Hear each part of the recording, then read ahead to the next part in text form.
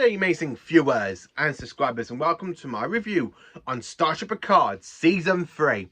Now, this is an incredible season, so if you haven't gone and watched the entire whole season, well, please go and do that, because there's going to be massive spoilers in this video if you haven't seen it.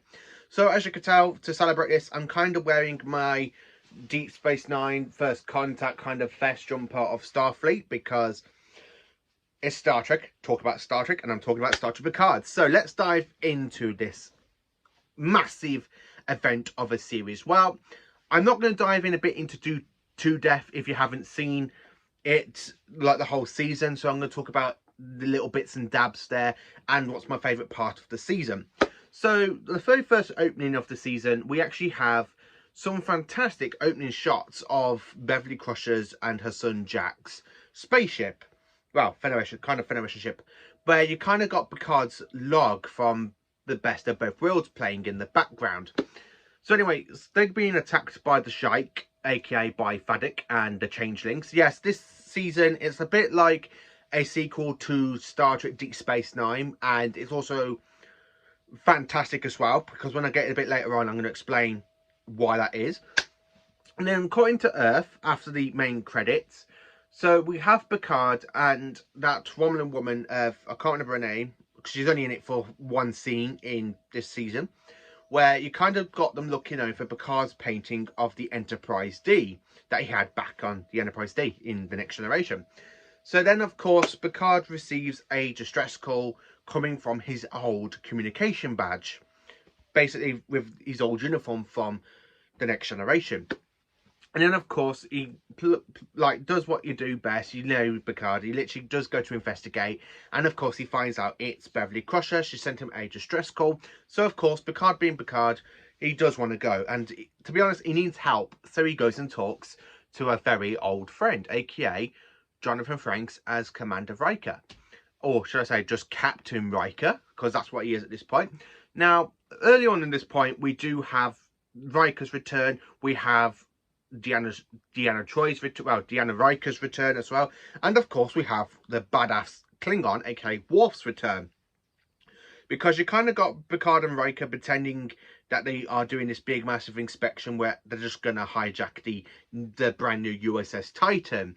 And of course we do meet Captain Shaw, who is a bit of a dick to Picard at this point, but we later on do find out why, because he doesn't really like Picard, because of the time he was actually assimilated by the Borg and caused the whole Battle of War 359. Excuse me, let me just have a bit of me tea Earl Grey.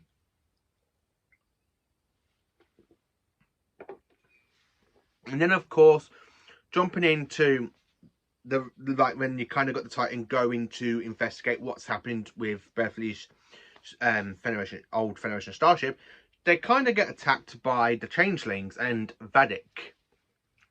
Now, episodes 1 to basically 9, it's all about the Changelings and stuff, and of course they know what's happening to Picard's son Jack. Why is he seeing these kind of like red vines and can actually have the ability to take over people's bodies, which we do find out later on why that is.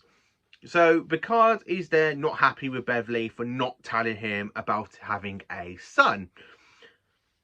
And then I do get her point of view where she says, "Oh, the great Picard, when I was trying to tell you, you were kidnapped by the Romulans." Yeah.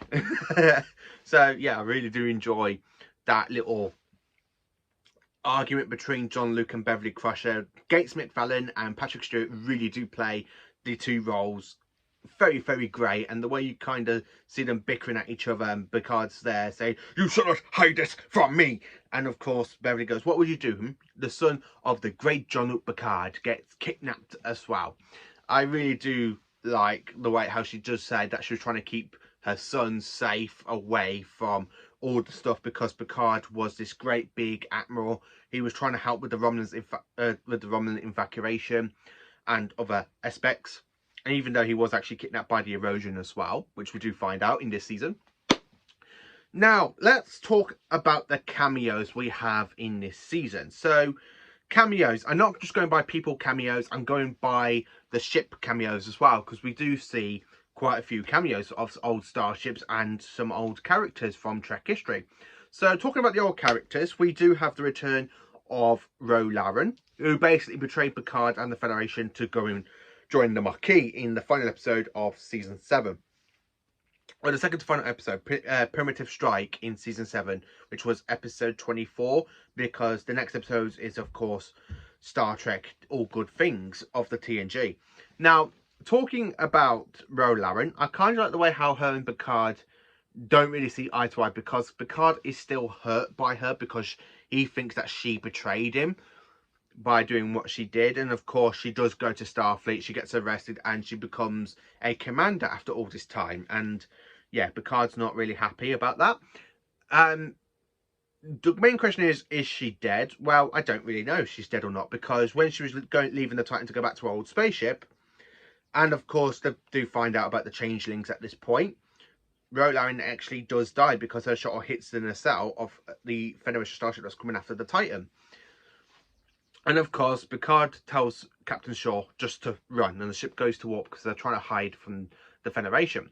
And during this point, they make contact with Worf, because Worf was surprised to see Jean-Luc Picard and Riker, and he goes, "Where's Laren?" So Worf's basically been working with Laren during this whole point, because he's actually there with Raffi, trying to find out about what's been stolen from Daystrom. And of course, I do love the way how they go to Daystrom in the next episode, because we do see the return of Lore and Data in one. So Brent Spiner's back playing a kind of human version of Data with emotions and stuff. So we do see the return of Moriarty as well from TNG. Riker works out what song was trying to play, because it was the song where he first met Data, and he was trying to whistle Pop Goes the Weasel. So that's another good call back to the very first episode of TNG. And then of course you do think Data's dead yet again, because at one point you do see Lore taking over the mind of Data, and like, oh yeah, Lore's going to be, I'm the one having this body. And then of course taking all the Data's stuff, like his memories of Tasha Yar, which is a good callback to Tasha Yar, and I do like the way how that was done. I do like the way how having given him like Sherlock's pipe and hat to Lore, and of course Spot, and then Lore does become Data, and Data takes over and says goodbye, brother. So it's good to have Data back after they killed him off twice, at the end of Nemesis and then at the end of the first season of Picard. Then, of course, we have that fantastic scene where you got all of the cast from TNG all together on the Titan in that rating room. And they're talking about the events and what's going on with the changelings and everything. Again, when you see Fadek take over the control of the Titan, you think that's game over. And then, of course, it's not game over, because the crew of the Titan do get the Titan back by basically flinging her out of the window. And you do see her kind of go coldish in space and just basically crash into the Shrike. And of course, 7 and 9 is brilliantly in this one. Jerry Ryan plays 7 and 9 really great. Well, should I say Commander 7? Commander 7. Because when she orders to fire on the Shrike and the Titan just turns around, I love that scene, that fantastic scene shot of the Titan which just swings around, shoots at the Shrike, and then absolutely fantastic stuff there. And then, of course, when we do get to find out what's going on with Jack, and of course, Deanna is there telling him to open the door, and she sees a Borg cube. So we know the Borg's in it, and of course, we have the return of the Borg Queen. So, and this does pick up after Voyager, after the Janeway did that pathogen at the end of Endgame, where she spreads it all through the collective. So we do see what actually happened to the Borg Queen, that she's sort of gone like creepy type, where she's kind of half her face is melted and half her body has basically melted into the deck of the Borg cube, and she's the only one that's alive. And then she's there trying to talk to Jack about going to her, find out where she is, come and find her, which Jack does go and steal the shuttle from the Titan. And of course, working out what's going on, that the fact it is the Borg, Picard thinks to go to Starfleet, go and warn Starfleet why they are doing this fantastic Frontier Day to celebrate 250 years since the launch of the NX-01 Enterprise by Captain Jonathan Archer. Now, I do love the fact we go to the Starfleet Museum twice in this season. So we go for it in episode 6, where we do see Commodore Geordi LaForge and his daughter, well, one of his daughters, because his other daughter is an ensign aboard the Titan. and you do kind of pick up that they have not have parted on very, very good terms.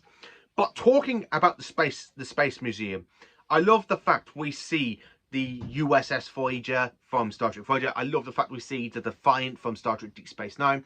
We see the Enterprise A, which is just absolutely beautiful to see once again on screen since 1991, where the ship was decommissioned and the crew of the USS Enterprise A goes their separate ways.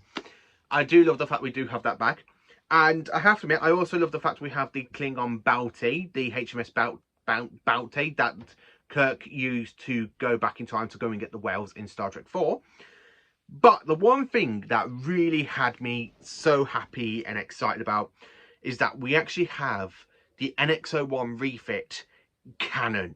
Yes, the Enterprise NX-01, the refit version is now canon. Now, the NX-01 Enterprise was supposed to have the refit in the 5th season of Star Trek Enterprise. But because the show was cancelled, that never happened. So to actually have confirmation that the NX-01 did have the refit and it's now canon because of Star Trek Picard, absolutely amazing, I have to admit. And of course, the second time is when we go back, and because of the Borg, like taking Borg amalgamations out of Picard's dead body and put it through transporters and takes over the whole young crew underneath 25, and they become assimilated and they go around killing. Yes, we do have another cameo from another TNG character, aka Shelby, Admiral Shelby, from where she was actually a commander in the Best of Both Worlds. So it's kind of good that we kind of see her return. And of course, I think she's dead because she gets shot twice when her crew gets assimilated by the Borg Queen's new plan. Because of the Borg origin, because of Picard when he was assimilated by the Borg Collective and turned into Locutus. I have to admit, I really did enjoy this season. It's absolutely a cracking season. I also love the fact when the crew leave the Titan after the whole Borg incident and they go back to the Fleet Museum because they need a ship that is not connected to the new systems. And Geordi LaForge opens Bay 12, and what's in Bay 12?